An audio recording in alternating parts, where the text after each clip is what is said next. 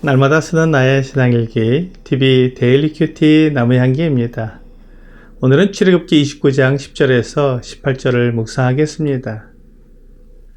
너는 수송아지를 회막 앞으로 끌어오고 아론과 그의 아들들은 그 송아지 머리에 안수할지며 너는 회막문 여호와 앞에서 그 송아지를 잡고 그 피를 네 손가락으로 제단 뿔들에 바르고 그 피 전부를 제단 밑에 쏟을지며 내장에 덮인 모든 기름과 간 위에 있는 꺼풀과 두 콩팥과 그 위에 기름을 가져다가 제단 위에 불사르고 그 수소의 고기와 가죽과 똥을 진 밖에서 불사르라. 이는 속죄제니라.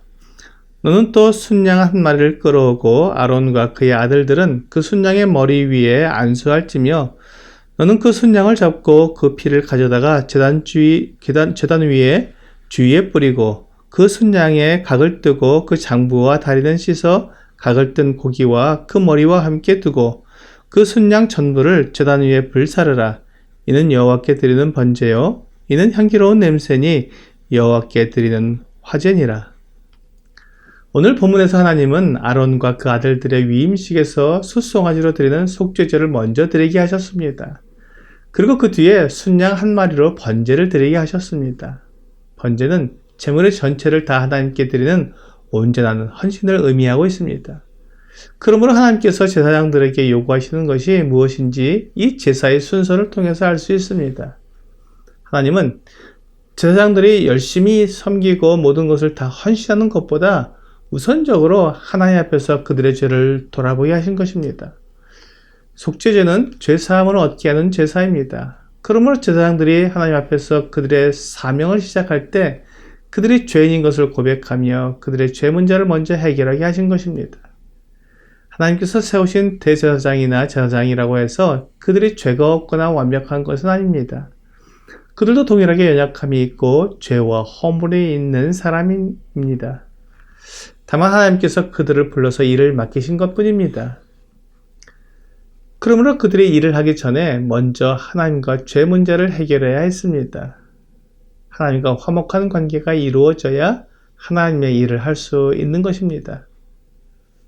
많은 사람들이 하나님의 일을 하면서도 하나님과의 관계를 우선시하지 않고 하나님의 일만 열심히 하는 경우를 보게 됩니다. 그런 경우 반드시 문제가 생기게 됩니다. 엘리 제사장의 경우가 그랬습니다. 그는 하나님과의 관계에 대해 중요하게 생각하지 않았습니다. 자기 아들들이 성막에서 악한 일을 하는데도 그것에 대해 단호한 징계를 내리지 않았습니다. 하나님께 속죄제를 드리지도 않았습니다. 사무엘상 2장 24절은 내 아들들아 그리하지 말라. 내게 들리는 소문이 좋지 아니하니라. 너희가 여호와의 백성으로 범죄하게 하는도다.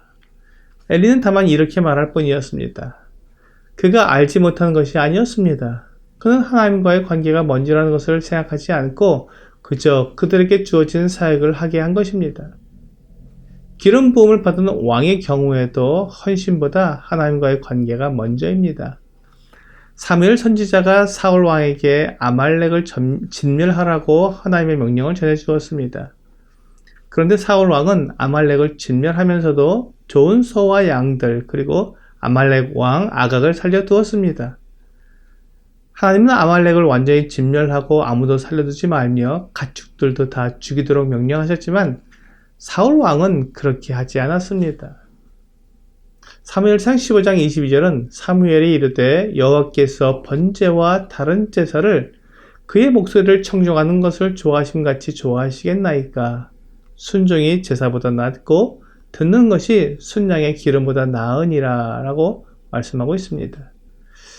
하나님께 헌신하고 제사를 드리는 것보다 하나님의 말씀을 순종하여 하나님과 화목한 관계가 더 중요하다는 것입니다. 선지자 중에서도 그에게 맡겨진 사명은 충실히 잘 수행했지만 하나님의 말씀을 순종하지 않으므로 멸망한 선지자가 있습니다. 열왕기상 13장에서 여로보암이 베델에 제단을 세우고 그곳에서 분향을 하고 있었습니다. 그때 하나님께로부터 보냄을 받은 사람이 그 제단을 향해 그 제단이 갈라지고 재가 쏟아진다고 예언을 했습니다. 그러자 여로보암이 그에게 함께 가서 식사를 하고 예물을 주겠다고 했으나 이 선지자는 하나님께서 이곳에서 떡도 먹지 말고 물도 마시지 말며 왔던 길로 되돌아가지도 말라고 하셨다고 말하면서 여로보암의 제안을 거절했습니다. 그러나 베델의 한 늙은 선지자가 이 선지자를 속여서 하나님의 천사가 그와 함께 집으로 돌아가서 떡을 먹게 하고 물을 마시게 하라고 했다는 거짓말을 했습니다.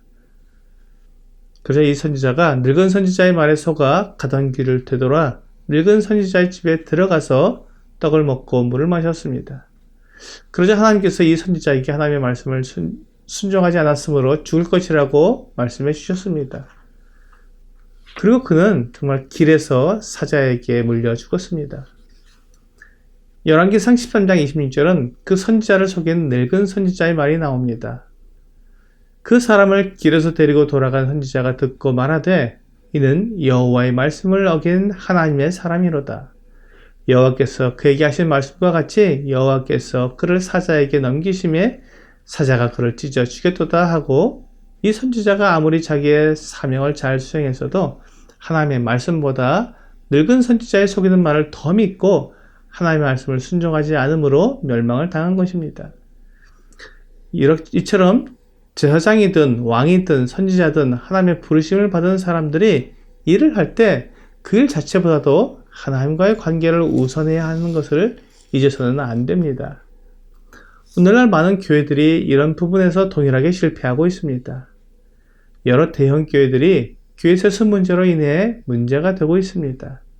그리고 교회의 성장을 위해서라면 성경에서 분명히 말씀하고 있는 하나님의 말씀에 순종하지 않는 것을 보게 됩니다. 하나님은 교회 인도자들을 부르실 때 교회의 성장을 위해 부르신 것이 아니라 하나님의 말씀에 순종하도록 부르셨습니다.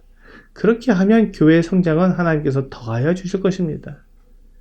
많은 경우에 교회의 인도자들이 하나님과의 관계보다는 일에 더 관심을 가지기 때문에 교회 안에서 하나님의 역사를 보기가 어려워지는 것입니다. 하나님께서 하실 일은 하나님께 맡기고 인도자들은 하나님께서 그들에게 맡기신 일에 순종해야 합니다. 이것이 하나님과의 관계가 헌신보다 먼저라는 뜻입니다.